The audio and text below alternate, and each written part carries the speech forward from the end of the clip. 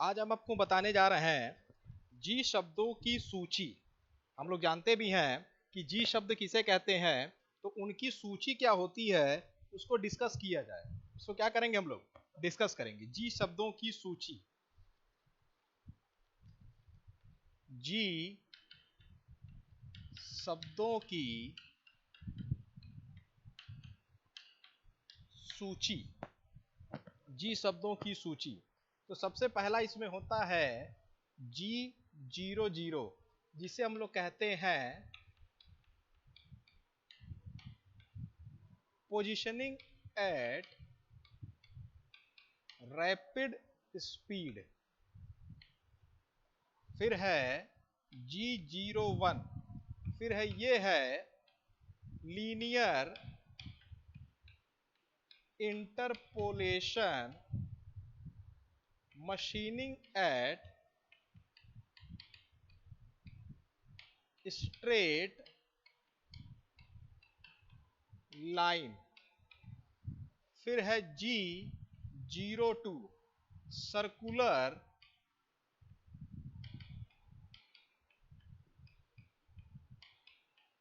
Interpolation clockwise. फिर है G03, ये है सर्कुलर इंटरपोलेशन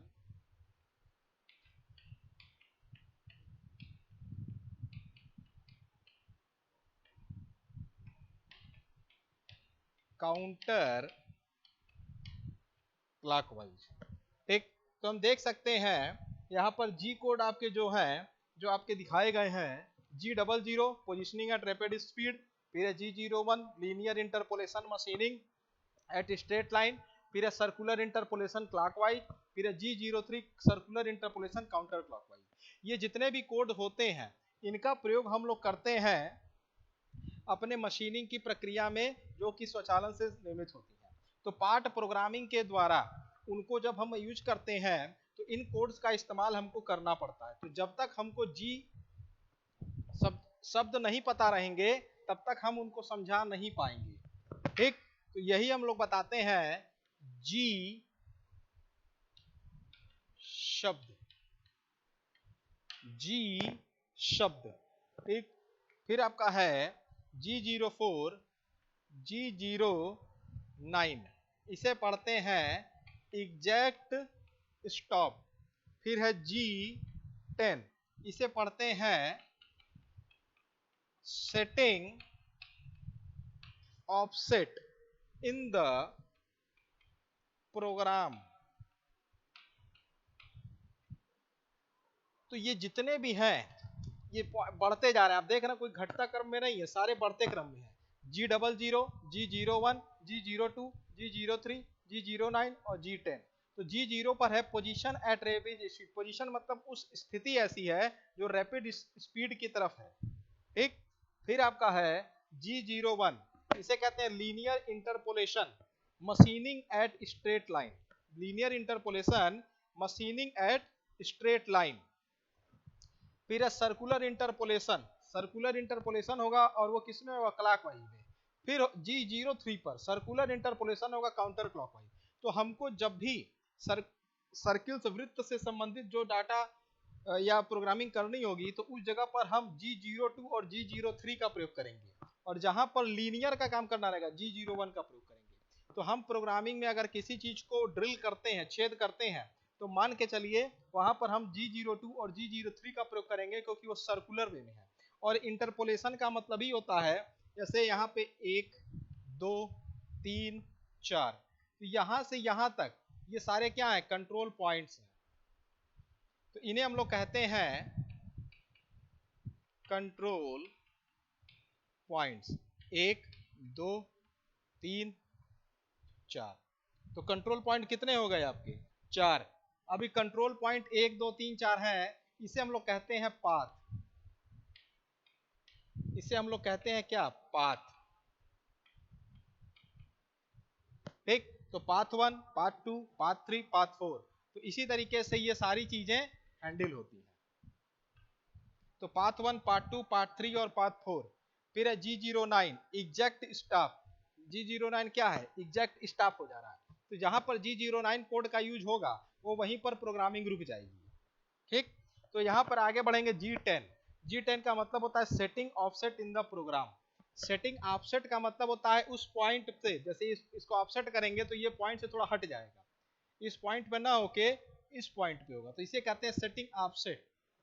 ठीक, तो ये ऑफसेट की क्रिया, तो जान लीजिए सिंपल सी चीज है कि जो सर्कुलर इंटरपोलेशन होगा, जो सर्कुलर इंटरपोलेशन होगा वो हमेशा क्या होगा, G02 G03 पे होगा, और G09 पे स्टॉप हो जाएगा और G10 पे ऑफसेट प्रोग्रामिंग में शुरू हो जाएगी। फिर G12, G12 होती है circular pocket milling, circular pocket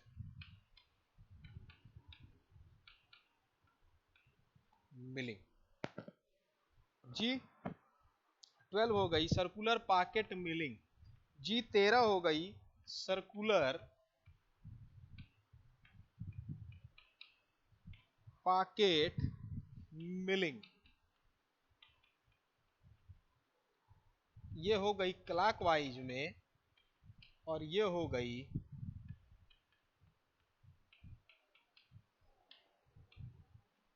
counter clockwise.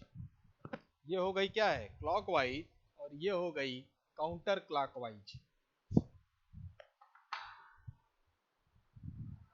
फिर है G17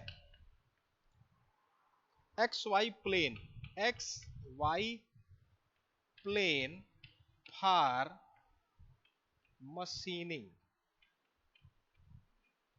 X Y plane for machining. ठीक, तो हम देख सकते हैं कि G17 क्या है, X Y plane for machining. तो ये सारे जी कोड्स हो गए आपके, कौन से कोड हो गए, जी कोड्स, और इन जी कोड के माध्यम से हम उनको हैंडल कर सकते हैं।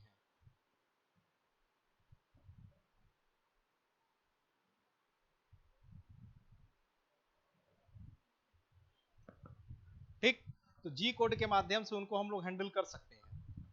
ये आपके हो गए G17। अब हम आएंगे G18।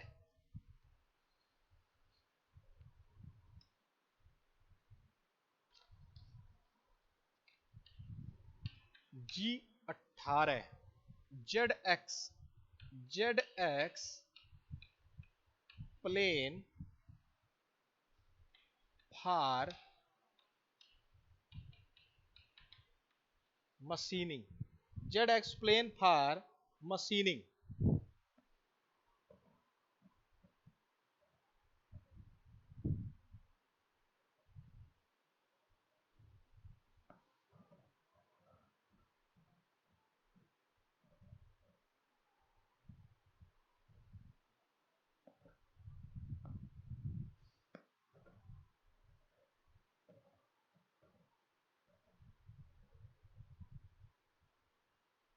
ZX plane for machining.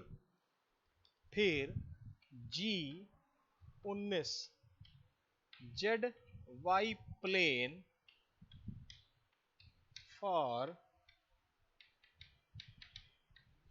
Machining, ZY plane for machining. फिर G20 होता है इंच यूनिट। फिर G21 metric unit. G27 reference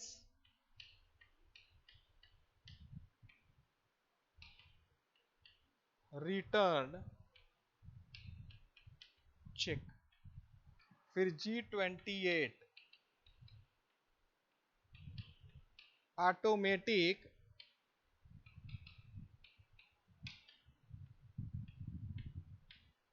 return through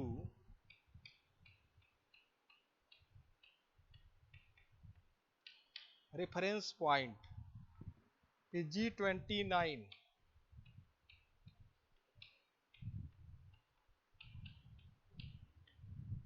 move to location through reference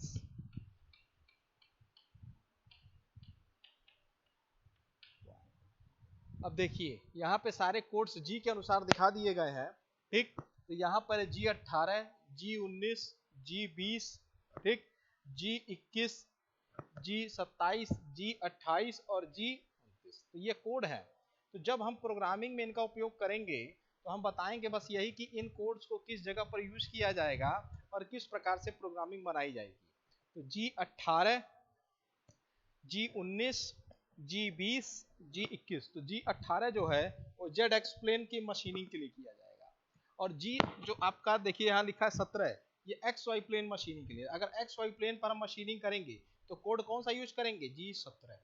अगर जेड एक्स प्लेन पर करेंगे तो G18, और G19 पे करेंगे तो क्या करेंगे? Z Y plane for machining G19 पर। फिर G20 इंच यूनिट, G20 पर किसका है? Inch unit. फिर G21 मेट्रिक यूनिट, जो मेट्रिक यूनिट रहेगी।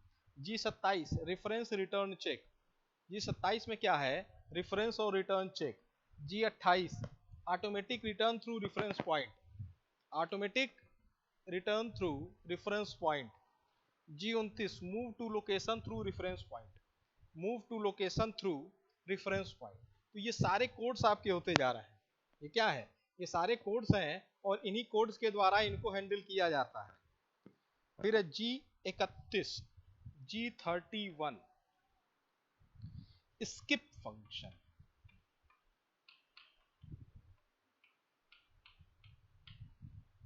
फिर G32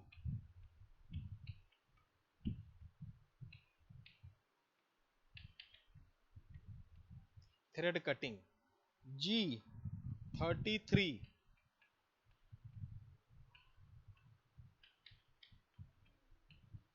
थ्रेड कटिंग, ठीक। तो G32, G33 ये थ्रेड कटिंग के अंतर्गत आएगी। किसके अंतर्गत आएंगे? थ्रेड कटिंग के अंतर्गत हम इसको लेंगे, ठीक है। तो यहां पर हम बता सकते हैं कि ये सारी प्रोग्रामिंग है किसकी? जी की। तो जी कोड में ये आएंगे कोड और ये सारे, तो ये सारे कोड फिक्स रहेंगे। जिस प्रकार से हमको उसके ऊपर प्रोग्रामिंग करनी रहेगी हम इस प्रकार के कोड्स का यूज करेंगे।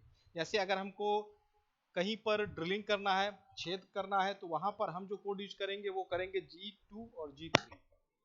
अगर हमको कहीं पर इंच यूनिट चाहिए कहीं काटने के लिए तो G20 का प्रयोग करेंगे। अगर हमको कहीं पर मेट्रिक यूनिट चाहिए तो G21 का प्रयोग करेंगे। अगर हमको कहीं पर रेफरेंस रिटर्न चेक चाहिए तो G27 का प्रयोग करेंगे। तो इस तरीके से करते हुए हम उसको क्या करेंगे? हैंडल करते रहेंगे, ठीक है।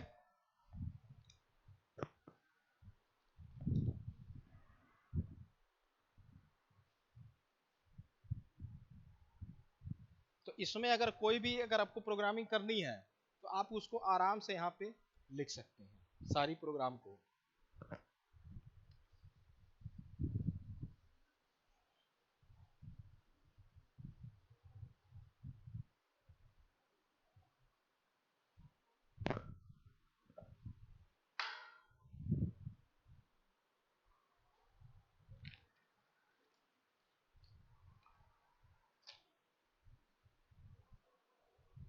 G40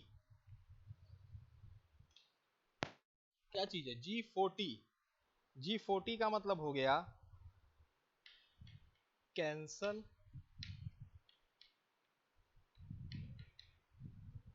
diameter offset.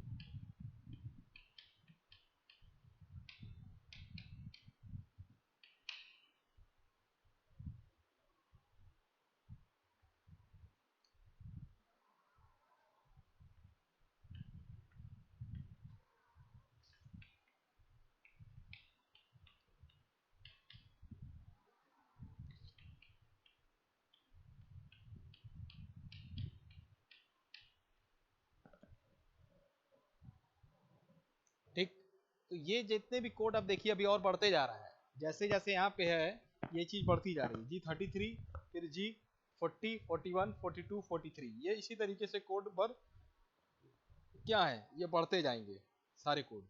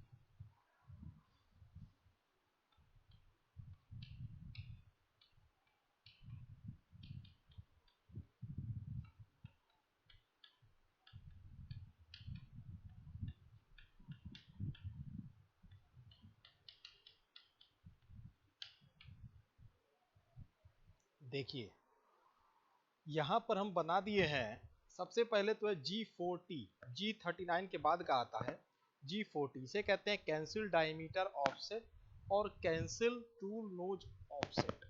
ठीक, तो जब ये कोड आएगा तब इस पर हम यूज करेंगे। जहाँ टूल नोज ऑफसेट मांगेगा या कैंसिल डायमीटर ऑफसेट, उस समय G40 का प्रयोग हम करेंगे। फिर है G41 कटर कंपनसेशन लेफ्ट और tool nose radius compensation left, तो इसका हम प्रयोग करेंगे। फिर है कटर कंपनसेशन राइट और tool nose radius compensation right, इसका हम प्रयोग करेंगे। G43 का प्रयोग टूल लेंथ कंपनसेशन, जहां पर टूल के लेंथ की कंपनसेशन की बात होगी उस जगह पर हम लोग किसका प्रयोग करेंगे? G43 का करेंगे। किसका प्रयोग करेंगे? G43 का। फिर है G44 tool length compensation cancel. Tool length compensation cancel जब होगा तो G44 कोड का प्रयोग करेंगे। G50 set coordinate system and maximum RPM. ठीक, तो जब हम किसका प्रयोग करेंगे? G50 का प्रयोग तब करेंगे जब हम सेट कोऑर्डिनेट सिस्टम को सेट करेंगे और मैक्सिमम आरपीएम उसमें हम डिफाइन करेंगे। तो इस पॉइंट के लिए हम कह सकते हैं कि ये इंपॉर्टेंट है G50। G52 local coordinate system setting, जब हम कोऑर्डिनेट सिस्टम की सेटिंग करेंगे लोकल पे पॉइंट्स पे लेके 1 2 3 4, तब हम क्या करेंगे? G52 का प्रयोग करेंगे। फिर G53 machine coordinate system setting, machine की कोऑर्डिनेट की सिस्टम की सेटिंग हम इसके द्वारा करेंगे G53। G54 work piece coordinate system setting, work piece coordinate system की सेटिंग हम किसके द्वारा करेंगे? G54 के द्वारा।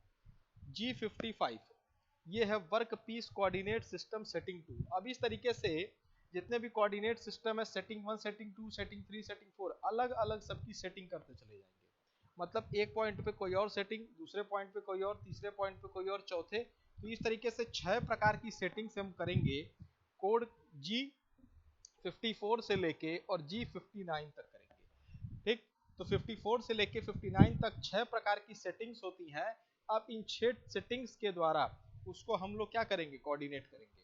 तो G54 से लेके G59 तक का कोऑर्डिनेट जो रहेगा वो इसी बेसिस पर कार्य करेगा। ठीक है, तो ये आपके जो है यही कोऑर्डिनेट सिस्टम इसी हिसाब से वर्कआउट करेगा। ठीक है, तो इसे हम लोग कहते हैं जी कोड्स। और किस बेसिस पर है? इनके नंबरिंग पे। तो जी क्या है? जी एक आपका वो है, कोड है, और ये आपके सीक्वेंस नंबर है। तो 1 2 3 4 5 6 7 8 9, जो कि पिछले लेक्चर्स में हम बता भी चुके हैं कि कोड जी है। ये कौन सा कोड है? ये आपका कौन सा कोड है? ये जी कोड आपके होते हैं ऑक्सिलरी। तो फिर ये होते हैं नंबरिंग, सीक्वेंस नंबर के अनुसार उस प्रकार के कोड का इस्तेमाल हम अपनी प्रोग्रामिंग में करते हैं। तो जिस प्रकार से नंबरिंग होगी उसी प्रकार से उसके कोड्स भी डेवलप होते जाएंगे। तो सीक्वेंस नंबर जैसे रहेंगे उसी हिसाब से उनको हम लोग हैंडल भी करेंगे। तो सीक्वेंस नंबर 54, 55, 56, 57, तो इस प्रकार से इनकी कोडिंग जो रहेगी वो बड़ी इंपॉर्टेंट फेज के लिए होती है। नेक्स्ट G59 के बाद है G61। ये होता है exact stop check, exact stop check. फिर G65 ये होता है कस्टम मैक्रो सेल,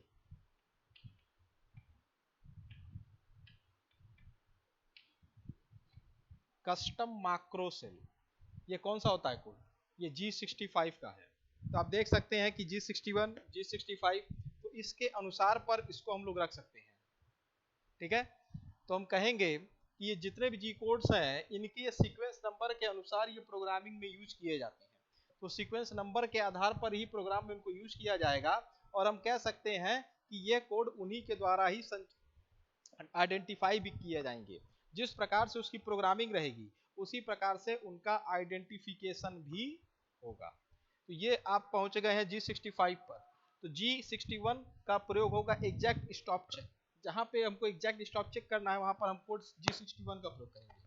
फिर G65 का प्रयोग होंगे कस्टम मैक्रो सेल। उस जगह पर जहां पर हमको कस्टम मैक्रो सेल का प्रयोग करना रहेगा तो हम उस कोड का इस्तेमाल, तो हम यहाँ पर जो प्रोग्रामिंग की भाषा होती है, जो कंप्यूटर समझता है, जिसके द्वारा प्रोग्राम बनाए जाते हैं, उसमें ये सब चीजें लिखी, ये सब चीजें वो कंप्यूटर मशीन नहीं पढ़ पाती। प्रोग्रामिंग जो होती है वो हमेशा कोड्स पर डिपेंड करती है। इसी नाते हम लोग कहते हैं इसे पार्ट प्रोग्रामिंग।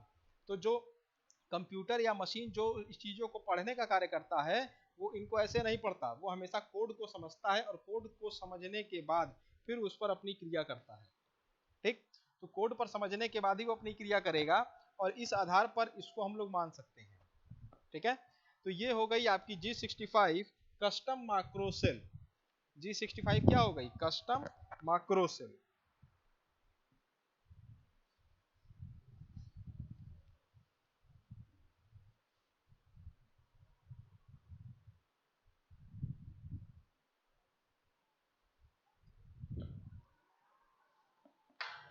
फिर आपका आता है G70। अब ये देखिए, ये भी एक कोडिंग है। G70 प्रोग्रामिंग में इसका क्या महत्व है? ये है फिनिश साइकिल। जब ये कोड आएगा तो इसका मतलब आपकी वो साइकिल फिनिश हो गई। कहीं पर प्रोग्राम अगर आता है G70 तो जहां फिनिश साइकिल हमको करना रहेगा वहां पर हम G70 कोड का प्रयोग करेंगे। फिर है G71, ये होता है रफ टर्निंग साइकिल। अब देखिए टर्निंग प्रोसेस की ओर हम आ गए। रफ टर्निंग साइकिल, कौन सी साइकिल आ गई? Rough turning cycle. फिर G72 rough facing cycle.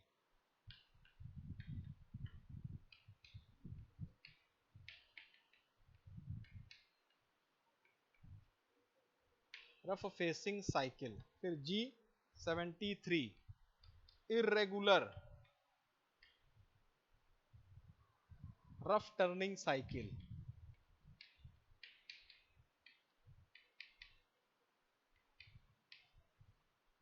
Irregular rough turning cycle. फिर G74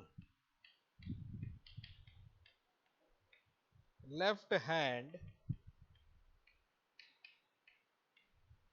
टाइपिंग। किस बेसिस पे है? Left hand typing.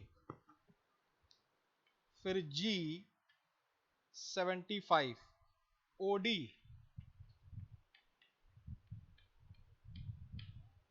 Groove packing. फिर G76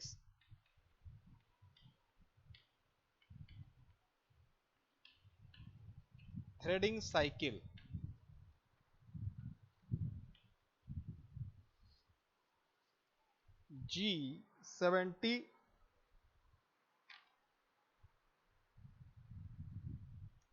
G76 fine boring cycle. फिर G80 canned cycle. Cancel cycle. G80 क्या है? Cancel cycle. G81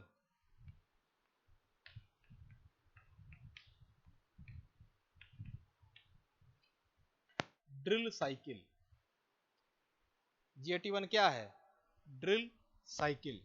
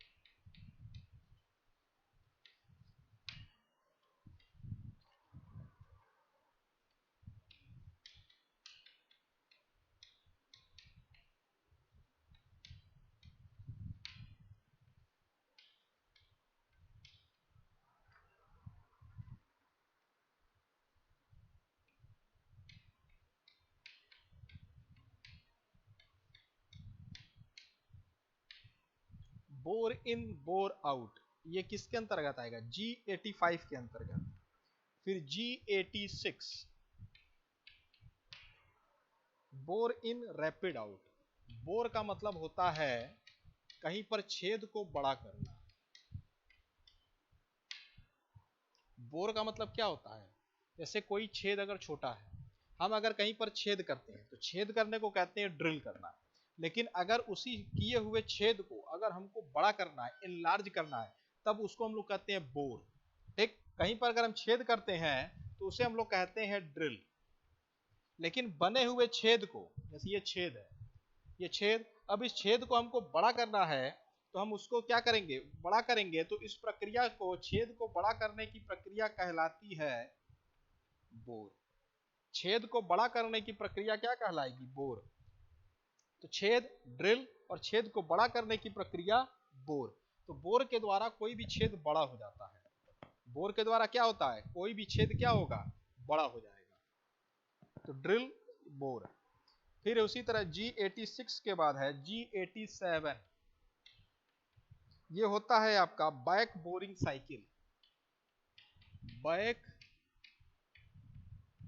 boring cycle, back boring cycle. फिर G90, ये होता है एब्सोल्यूट प्रोग्रामिंग।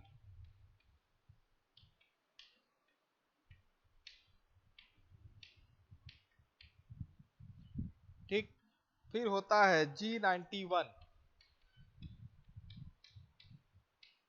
इंक्रीमेंटल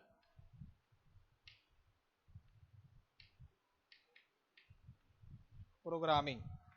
फिर है G92 rap reposition origin point.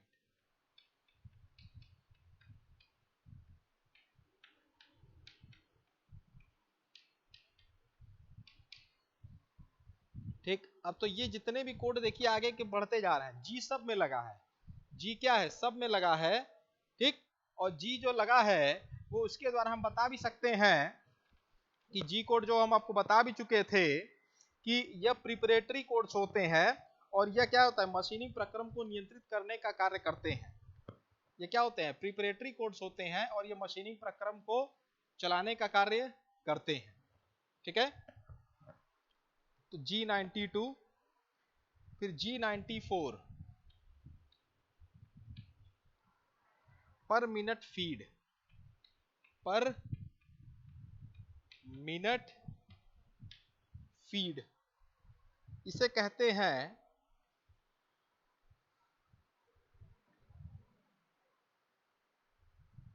मिल। मतलब मशीनिंग प्रक्रम, मशीनिंग प्रक्रम को नियंत्रित करने के लिए इस प्रकार के कोड्स का इस्तेमाल किया जाता है। किस प्रकार के? इन्हीं को। तो G94 क्या है? पर मिनट फीड मिलिंग के लिए। ठीक, तो G92 रिपोजिशन ओरिजिन पॉइंट। तो G क्या है? G को हम लोग कहते हैं प्रिपरेटरी कोड। G क्या होता है? प्रिपरेटरी कोड होता है और ये सारे सीक्वेंस नंबर होते हैं। और G कोड्स का इस्तेमाल हमेशा मशीनिंग प्रक्रम को नियंत्रित करने के लिए किया जाता है, क्योंकि कंप्यूटर या मशीन उपकरण हमारी और आपकी भाषा को, लिखित भाषा को नहीं समझ पाता। वो हमेशा कोड्स के भाषा में ही हर चीज को समझने का प्रयास करता है। किस भाषा में? कोड्स की भाषा में ही समझने का क्या करता है? वो प्रयास करता है। तो इस नाते इसे हम लोग कहते हैं प्रिपरेटरी कोड्स।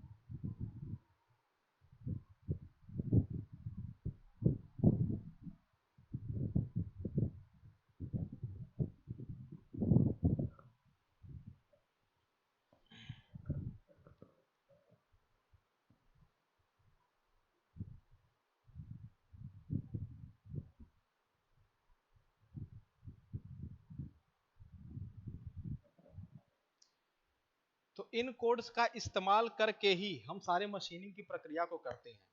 तो ये जी कोड जो होंगे वो वहीं पर प्रयोग में लाए जाएंगे जहां पर सीएनसी मशीनों का प्रयोग किया जाएगा और यह उपकरण के द्वारा उनको यूज किया जा सकता है। ठीक, तो सीएनसी मशीनें जो होती हैं वो क्या होती हैं, वो हमेशा कोडिंग्स पर ही कार्य करती हैं। सीएनसी मशीनें किस पर कार्य करेंगी, कोडिंग्स पर, और कोडिंग्स के द्वारा ही उनको संचालित भी किया जाएगा। तो जी कोड्स जो होते हैं वो उन्हीं के माध्यम से ही इंस्टॉल किए जाते हैं। ठीक, तो जी कोड के माध्यम से ही सारी चीजों को वर्कआउट किया जाएगा। ठीक है, तो हम ये कह सकते हैं कि इसके माध्यम से हर चीज को आसानी से किया जा सकता है। ठीक, जी कोड जो होगा वो इम्पोर्टेंट है और हमारे सीएनसी मशीन की प्रोग्रामिंग के लिए अति आवश्यक है।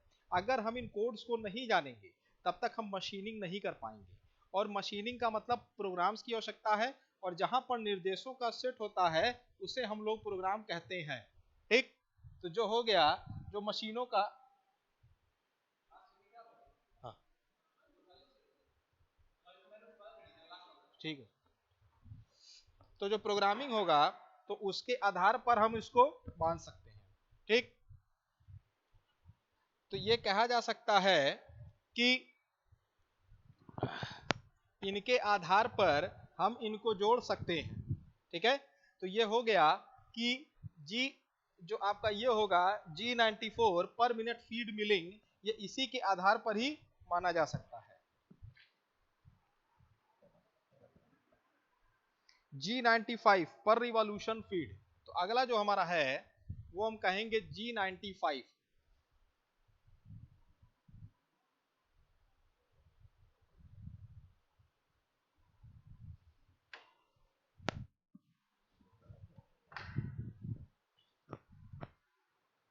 G95 ये हो गया पर रिवॉल्यूशन, पर रिवॉल्यूशन फीड मिल। अब देखिए ये मिलिंग की प्रक्रिया के दौरान हम लोग G95 का प्रयोग कर रहे हैं, तो G94 तो हमारा ये है और G95 हमारा ये प्रोग्राम है। फिर है G96 constant surface speed control, constant surface speed control lathe के लिए। अब देखिए यहां पर रिवॉल्यूशन फीड हम निकाल रहे थे G95 के लिए। ठीक, लेकिन हम यहां पर जो निकाल रहे हैं वो पर रिवॉल्यूशन फीड निकाल रहे हैं मिलिंग के लिए। फिर है G96 constant surface speed control lathe के लिए। तो लेथ के लिए जब हम कांस्टेंट स्पीड कंट्रोल की बात करेंगे तो हम G96 वाले कोड का प्रयोग करेंगे। किसका प्रयोग करेंगे, G96 वाले कोड का प्रयोग हम लोग करेंगे।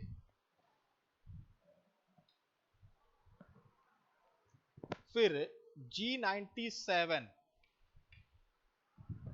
Constant surface speed cancel, constant surface speed cancel. फिर G98 mm पर मिनट फीड,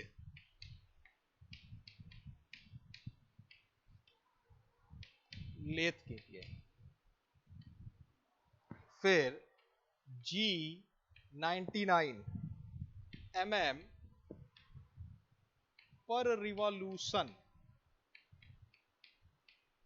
mm पर रिवॉल्यूशन फीड,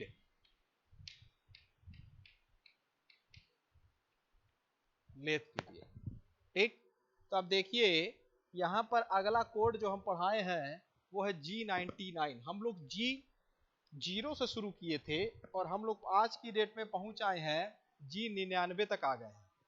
देखिए G99 तक हम लोग आ चुके हैं। तो हम ये कह सकते हैं कि इसके द्वारा G99 के द्वारा इसको हम लोग बना सकते हैं। तो 0 से लेके 99 तक का कोड हम लोग जान गए। अब आगे इसमें जो अगला है वो है M। ये आपके जी कोड्स पूरे हो गए, ये आपके जी कोड्स पूरे हो गए। अब जी कोड पूरे होने के बाद ये सारे आपके कोड्स के आधार पर हम इनको जोड़ सकते हैं। तो जो भी प्रोग्रामिंग होगा, तो हम ये भी जानते हैं कि जो जी होता है ये आपका प्रीपरेटरी कोड होता है। जी जो होगा ये आपका प्रीपरेटरी कोड होगा। जी क्या होता है? प्रीपरेटरी कोड होता है। और हमेशा ये जी इज अ प्रीपरेटरी कोड, और हमेशा इस कोड का प्रयोग हम लोग करते हैं मशीनिंग प्रोसेस को नियंत्रित करने के लिए। Machining process control, machining process को कंट्रोल करने के लिए हम लोग जी कोड का प्रयोग करते हैं।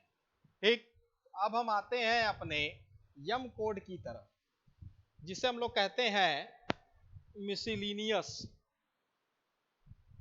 इसे क्या कहते हैं हम लोग? Miscellaneous code. यम कोड मतलब मिसलिनियस कोड।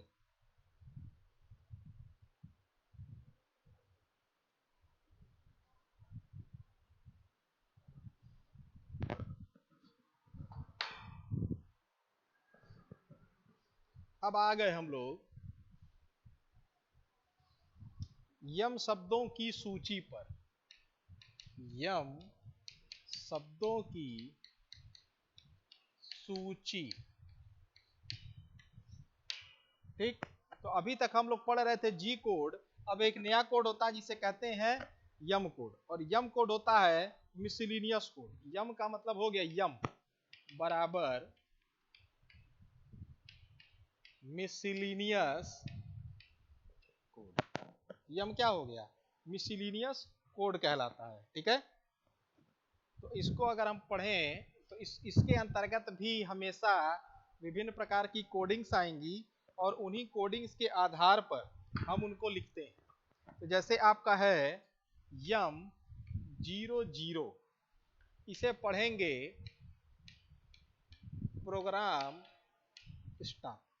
क्या पढ़ेंगे इसे? M00 जब होगा तो वो प्रोग्राम क्या होगा? स्टॉप हो जाएगा। फिर M01 ये होता है optional program stop. Optional program stop. फिर M02 ये होता है प्रोग्राम एंड। फिर होता है M03 स्पिंडल ऑन क्लॉकवाइज। फिर M04 स्पिंडल ऑन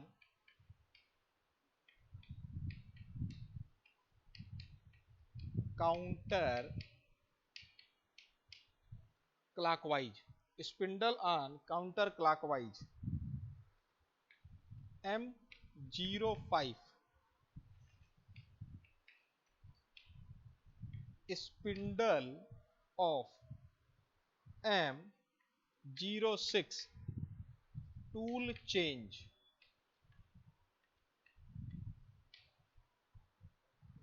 फिर M08 ये होगा कूलेंट ऑन। ये क्या होगा? Coolant on. अब देखिए यहाँ पर हम प्रोग्रामिंग स्टार्ट किए थे। अब ये सारे कोड्स कैसे कैसे 0 से शुरू होके आपके 8 तक आ गए। सबसे पहला है प्रोग्राम स्टॉप। ठीक, फिर है आपका optional program stop. M02 miscellaneous code. इस M को क्या कहते हैं हम लोग? Miscellaneous code. M02 जब होगा तो प्रोग्राम खत्म हो जाएगा। जहां पर M02 हम लिख देंगे उस प्रोग्राम में, वहां पे प्रोग्राम हमारा एंड कर जाएगा। M03 spindle on clockwise. Spindle on clockwise ये किसके अंतर्गत है? M03 के अंतर्गत। फिर M04 spindle on counter clockwise. Spindle on किस में है? काउंटर क्लॉकवाइज में। M05 स्पिंडल आपका ऑफ हो गया। स्पिंडल क्या हो गया? ऑफ। फिर M06 tool change. M08 coolant on.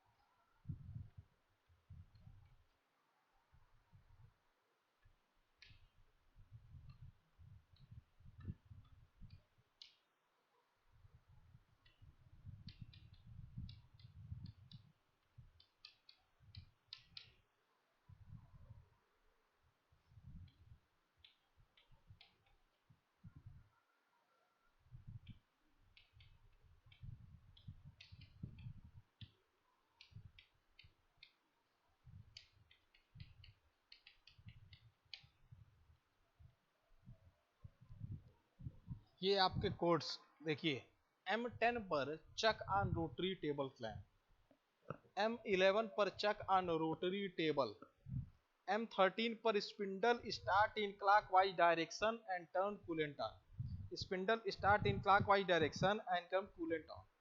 फिर M14 पे spindle start in counter clockwise direction, M14 पे spindle start in counter clockwise direction and turn coolant on.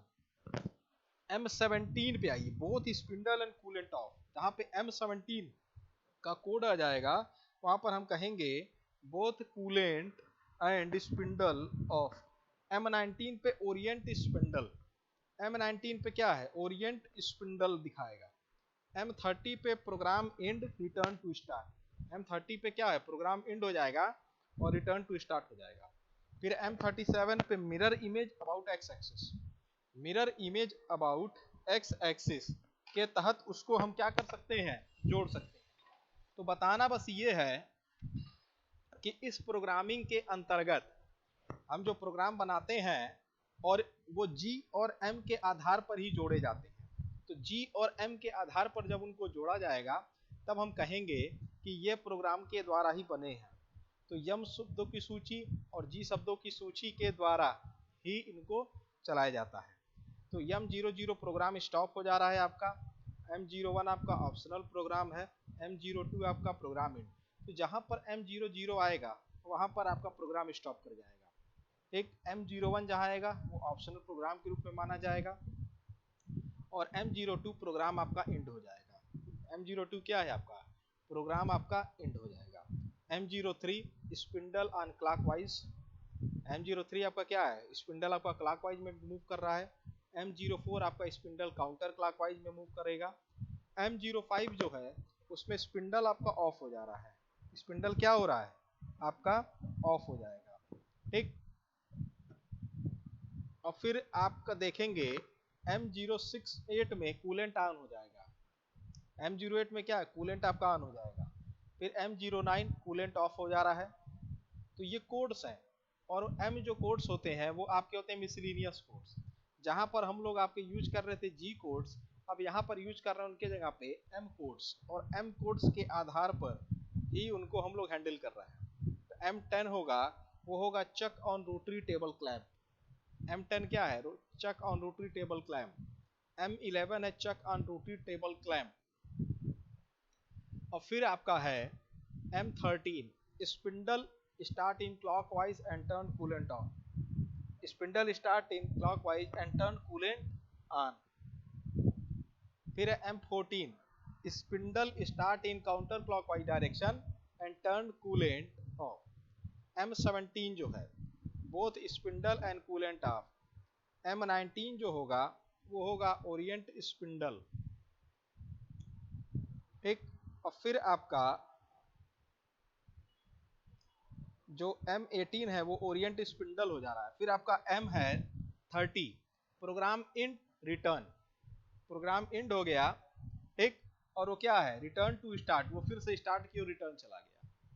ठीक, फिर आपका है M37 mirror image about x axis, ये mirror image एक प्राप्त हो जाएगी इसको, उसको क्या मिलेगा, एक मिरर इमेज मिलेगी और उसके द्वारा ही उसको वो जोड़ेगा।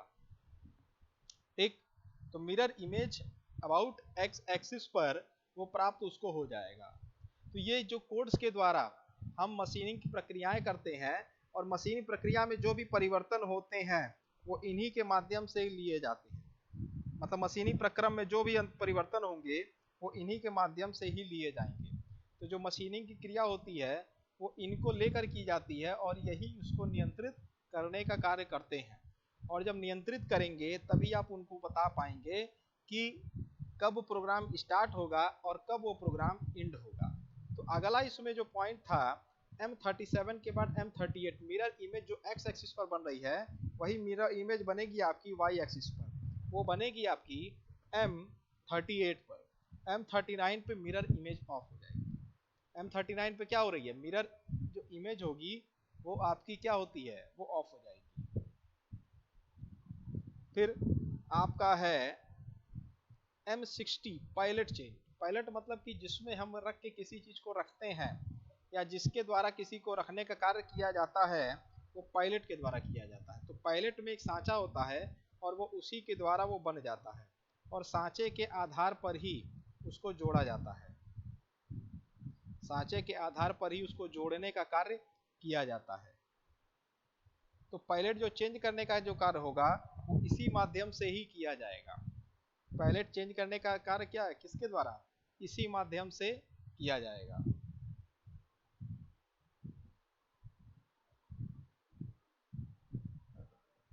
फिर आपका है M97 लोकल सब रूटीन सेल, लेथ और मिलिंग के लिए यूज किया जाएगा। तो ये जितने भी प्रोग्राम होते हैं इनके द्वारा हम प्रोग्रामिंग करते हैं और किसी चीज को चला सकते हैं, किसी चीज को क्या कर सकते हैं हम लोग, चलाने का कार्य कर सकते हैं।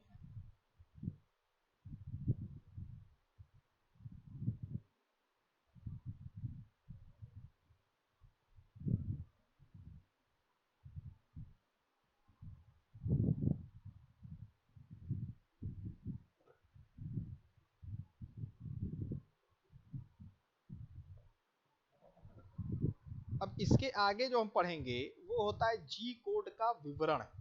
इसके आगे का जो टॉपिक हमारा रहेगा बेटा वो रहेगा जी कोड का विवरण। अब जी कोड जो हम लोग हैं वो इसमें कैसे यूज किया था, अभी तक तो हम लोग ये जान गए कि जी को हम लोग कहते हैं वो आपका होता है प्रोटोटाइप कोड। तो इसके द्वारा अब हम कैसे उसको यूज करेंगे, ठीक है। तो G01, G02, G03, G04 इन सभी का प्रयोग करके इसको हम लोग बना सकते हैं।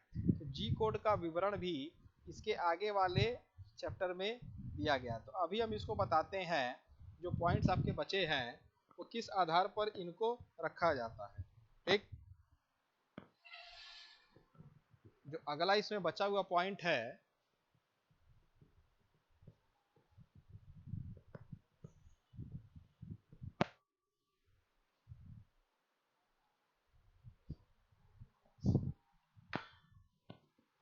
वो है M38 mirror image about y axis। M39 mirror image of. अब देखिए यहां पर क्या हुआ, मिरर इमेज आपकी क्या हो गई, ऑफ हो गई। फिर M60 पायलट,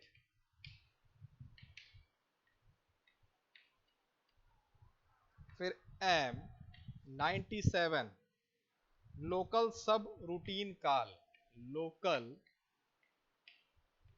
सब routine call, lathe and mill, lathe and milling.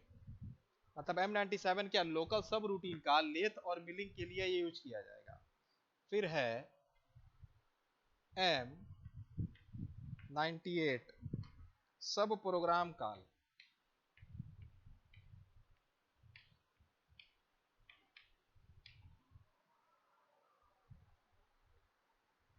Lathe और मिल।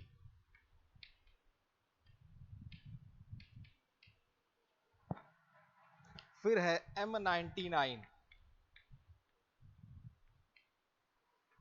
And of subprogram,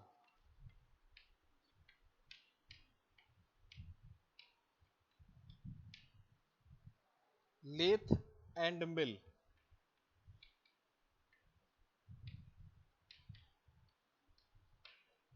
lathe and mill ये दोनों के लिए उसमें यूज किया जाएगा, ठीक। तो ये आपके M कोड्स पूरे कंप्लीट हो गए जो कि M99 तक गए हैं, मतलब M0 से लेके M99 तक कोड गए।